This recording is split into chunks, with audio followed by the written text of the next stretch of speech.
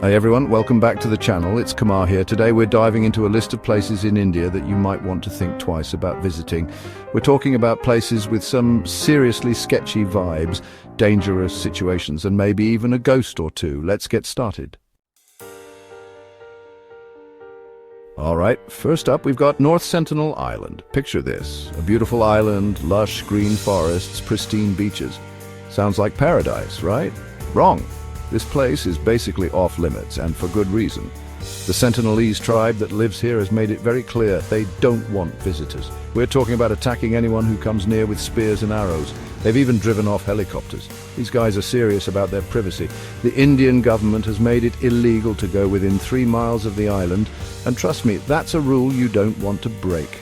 They've lived in isolation for centuries, and any contact with the outside world has usually resulted in disaster for them. Disease, exploitation, you name it. Plus, do you really want to risk getting a spear in the face for a selfie? Didn't think so. Stick to other amazing islands where the locals won't try to turn you into a human pincushion.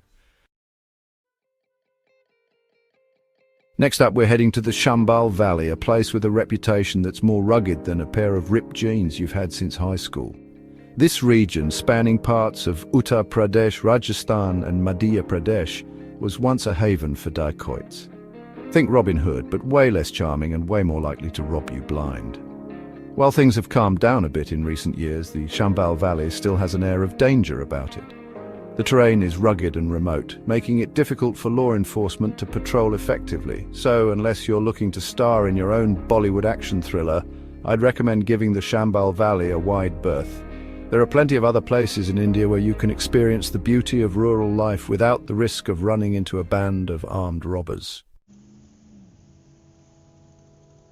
Alright, let's talk about Fulbani, Odisha. This region has a history of communal violence, which is a polite way of saying there have been clashes between different religious and ethnic groups.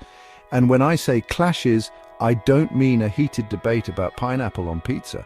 I'm talking about serious, sometimes violent conflicts. This kind of tension can make things unpredictable and unsafe, especially for outsiders who might not understand the local dynamics. These things can flare up unexpectedly, and the last thing you want is to be caught in the middle of it. When you're traveling, it's always better to err on the side of caution. Why put yourself in a potentially risky situation when there are so many other amazing places to visit in India? Next on our list is Bastar, Chhattisgarh. This region is known for its stunning natural beauty. Think dense forests, cascading waterfalls, and ancient temples. Sounds idyllic, right?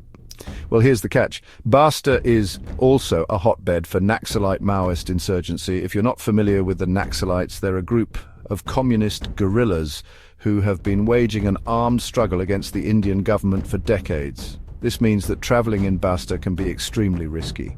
There are often clashes between the Naxalites and security forces, and innocent civilians can get caught in the crossfire. Look, I'm all for adventure, but even I wouldn't touch Bastar with a 10-foot pole. It's just not worth risking your life for a few Instagram photos. Okay, time for a spooky one. Banga Fort in Rajasthan is like something straight out of a horror movie. It's this massive, crumbling fortress, shrouded in legends of curses, ghosts, and all sorts of creepy happenings. The story goes that a sorcerer cursed the fort after his advances were rejected by a princess who lived there. Spooky, right? Whether you believe in ghosts or not, there's definitely an eerie vibe hanging over Banga Fort. People have reported hearing strange noises, seeing apparitions, and feeling an overwhelming sense of dread. The Archaeological Survey of India has actually put up signs forbidding anyone from entering the fort after sunset and before sunrise. So if you're looking for a good scare, Banga Fort might be right up your alley, but if you value your sleep and sanity, maybe stick to visiting during daylight hours. Now let's talk about Kishtwar, Jammu and Kashmir. This region is known for its breathtaking landscapes. Think snow-capped mountains, lush valleys and pristine rivers. But here's the harsh reality. Kishtwar has been deeply affected by terrorism and political unrest for decades. We're talking about a place where there have been bombings, shootings and kidnappings. The Indian government has a heavy military presence in the region, which can sometimes make things feel even more tense. I know it's tempting to want to experience the beauty of Kishtwar for yourself, but it's important to be realistic about the risks. This isn't just about your personal safety, it's also about respecting the local communities who are living with the consequences of this conflict every day. All right, animal lovers, this one might sting a bit. Manas National Park in Assam is a UNESCO World Heritage Site, and for good reason. We're talking about a wildlife enthusiast's dream. Elephants, tigers, rhinos, you name it, they've got it. But here's the thing, Manas National Park has also been caught in the crossfire of insurgent activities for years. This means that visiting Manas National Park can be a risky proposition. There have been instances of tourists being attacked, kidnapped, and even killed. Now, I know it's heartbreaking to think about missing out on such an incredible place. But sometimes you have to prioritize safety over adventure. The situation in Manas National Park is a reminder that even the most beautiful places on Earth can be affected by conflict and violence. Next up, we're heading to the East Jaintia Hills in Meghalaya.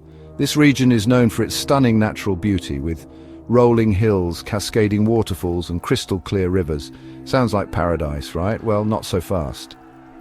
The East Jaintia Hills are also notorious for illegal coal mining, and I'm not talking about a few guys with pickaxes. We're talking about a massive, unregulated industry that's wreaking havoc on the environment and putting countless lives at risk.